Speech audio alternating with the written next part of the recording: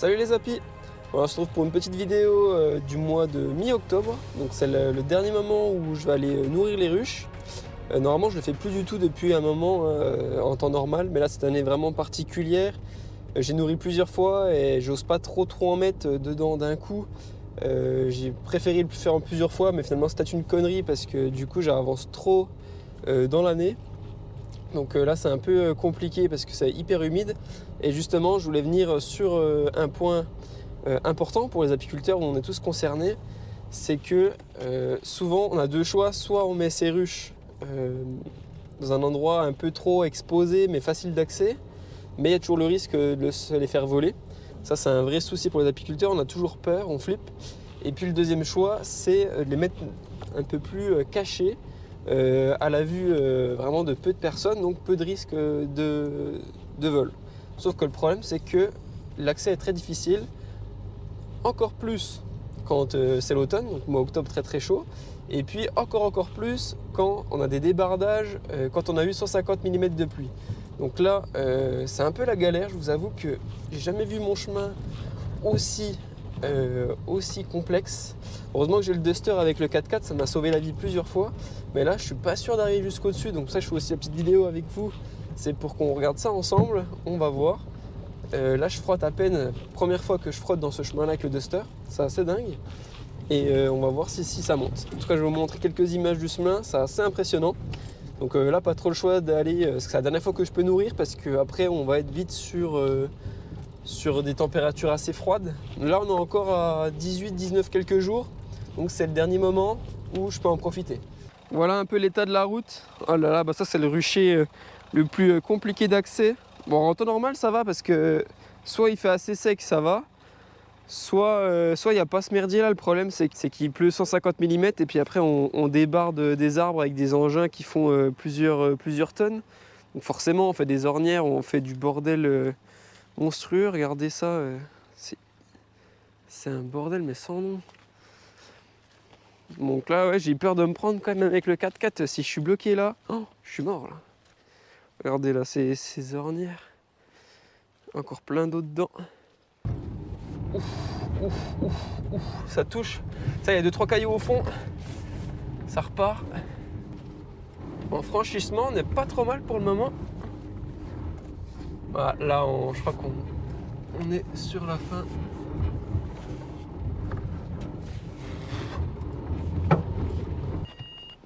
Bloqué. Ok, voilà, bloqué là. Oh le bordel. J'ai jamais vu ce chemin comme ça ici.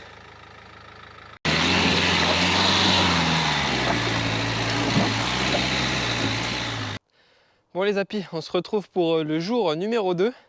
Donc la mission hier a été annulée parce que je me suis pris à tous les endroits. À la fin, oh moustique. À la fin, j'ai pas pu continuer. J'ai dû me retourner, j'arrivais pas à me retourner, je devais aller plus loin sur un autre chemin, bref. C'était une catastrophe, à la fin il faisait nuit noire, je voyais plus rien. Donc c'était très compliqué, donc annulation de la mission. Aujourd'hui j'essaye à la brouette. Donc pas forcément plus simple parce que finalement avec la boue c'est hyper compliqué, mais voilà, 2 bidons de sirop, mon matériel d'apiculture, mon matériel pour la vidéo, toujours le chemin en terre, horrible. Pas trop le choix dans le sens, comme je disais, c'est que c'est les derniers jours de beau. Et en plus, ils annoncent de la pluie demain, donc c'est vraiment la dernière limite. Si j'arrive pas aujourd'hui, ça va être chaud. Et il y a des ruches quand même qui sont très limites en poids. Comme je disais, j'ai un peu merdouillé, c'était très compliqué. Le lierre a pas du tout fonctionné comme je le pensais. Donc allez, on y va, on y croit. Un petit commentaire, un pouce bleu. Allez, je rigole, mais en tout cas, on va le faire. On va essayer de le faire. En passant dans les roues de la voiture et du tracteur, on s'aperçoit qu'on est quand même vite sur le caillou. Donc ça aide pas mal. Mais là, c'était la galère encore, là c'est l'endroit plat.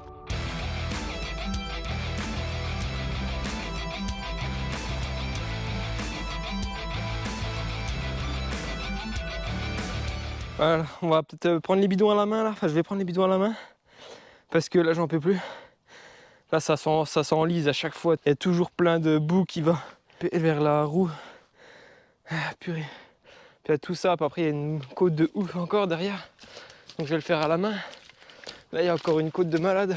Donc, je vais le faire à la main. Ce sera peut-être plus facile Là ça fait que de glisser. Donc on va abandonner le matos et on va prendre l'essentiel. Allez, c'est parti. Donc là on est un peu plus haut, vous voyez qu'il n'y a pas eu le tracteur de débardage qui est passé.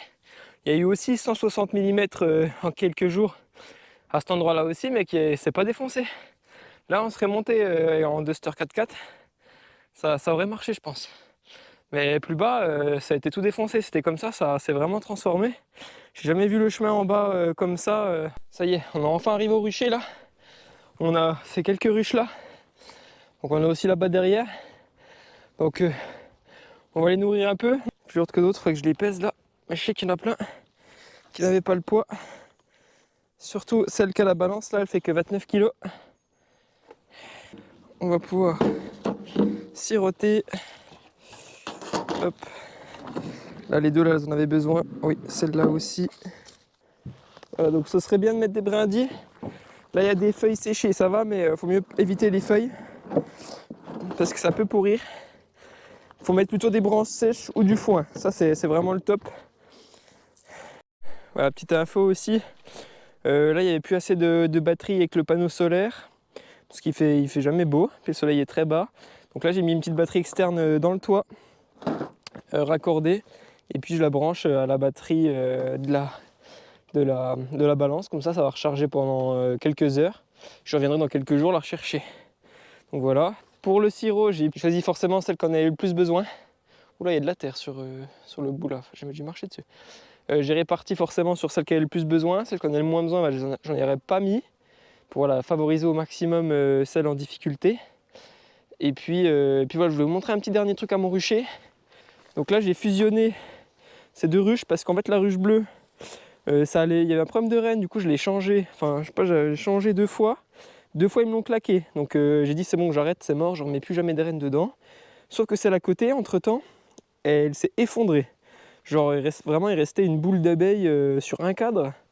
Et encore, je me suis dit c'est clair qu'elle va clamser, je pense qu'il y a eu trop de varroa ou je sais pas. En tout cas il y a eu un gros souci alors que c'est une ruche qui allait super bien pendant l'année, donc je suis assez surpris. Mais ça m'a fait ça sur pas mal de colonies avec les carences, le varroa, etc.